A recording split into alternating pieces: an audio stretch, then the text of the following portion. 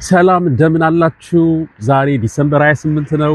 እዚህ ሲያትል ዋሽንግተን አካባቢ ደግሞ ከባለቤቴ ጋራ ወጣ ብለን ዋክ እያደረግን ነው።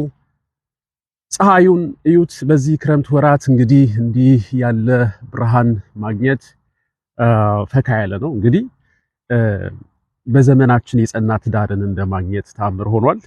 እስቲ አንድ አስገራሚ እውነታ ልንገራችሁ። በአሜሪካ ለአንድ ሰርግ ዝግጅት በአማካይ $30,000 ይወጣል። የቆይታ ጊዜውስ ምን ያህል ነው? በአማካይ 8 ዓመት ብቻ ነው።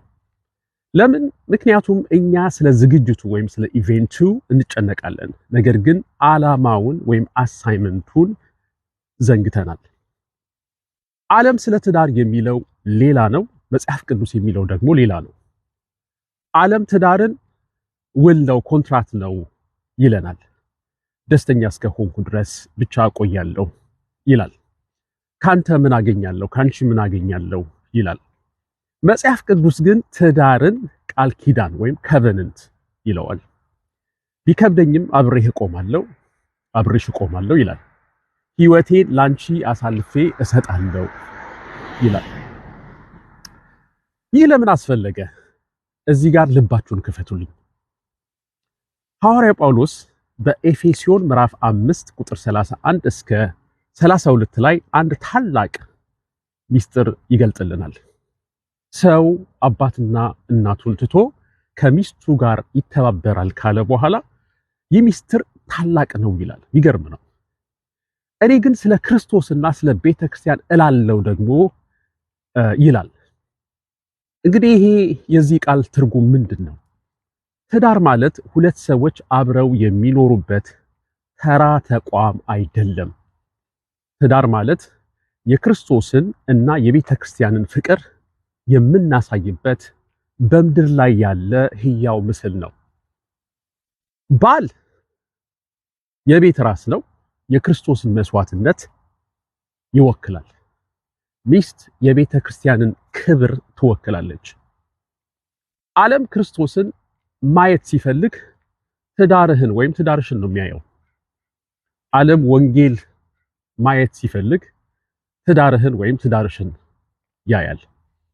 ስለዚህ ሰይጣን ትዳራችሁን የሚጠላው በድንገት አይደለም፣ በአጋጣሚ አይደለም። የሚጠላው ለምንድን ነው? ትዳራችሁ ወንጌልን ስለሚሰብክ ነው። የእናንተን ቤት በማፍረስ የእግዚአብሔርን መልክ ማበላሸት ይፈልጋል። ስለዚህ ፍቺን ከማሰባችሁ በፊት ለመፋታት ያሰባችሁ ካላችሁ እነዚህን 3 የመጽሐፍ ቅዱስ ማስጠንቀቂያዎችን እንድታዳምጡኝ እፈልጋለሁ። አንደኛ፣ ስሜታችሁን አትስሙ። ኤርምያስ 17:9 ላይ የሰው ልብ ከሁሉ ይልቅ ተንኮለኛ ነው ይላል። የፍቅር ስሜቱ ይሄ ስፓርኩ ስለጠፋ ብቻ ፍቅር ሞቷል ማለት አይደለም። ክርስቶስ የቤተ ክርስቲያንን የወደደው በስሜት ሳይሆን በቃል ኪዳን ነው። ሁለተኛ፣ የጦር ሜዳችሁን ለዩ። ኤፌሶን ምዕራፍ 6 ቁጥር 12 ላይ ተጋድሏችን ከስጋና ከደም ጋር አይደለም ይላል። ይህ ማለት ነው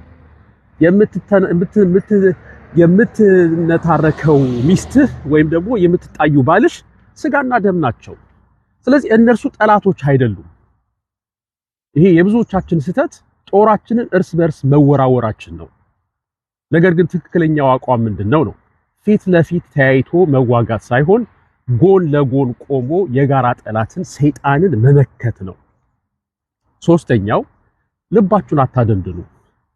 ኢየሱስ በማቴዎስ 19 ላይ እንደተናገረው ፍቺ የሚመጣው ስለ ፍቅር ማጣት ሳይሆን ስለ ልብ ድንዛዜ ወይም ደግሞ the hardness of heart ነው። ልባችሁን አታደንድኑ ወገኖቼ፣ ለይቅርታ የፈጠናችሁ ይሁኑ። ትዳራችሁ ልትዋጉለት የሚገባ ክቡር ነገር ነው። ምክንያቱም በቤት ውስጥ ስታሸንፉ ለእግዚአብሔር መንግስት ነው የምታሸንፉት። ወንድማችሁ ዛክ ነኝ። ይህንን ለሌሎች ይጠቅማል ብላችሁ ካሰባችሁ አካፍሉት፣ ሼር አድርጉ። የዩቲዩብ ፔጅንም ደግሞ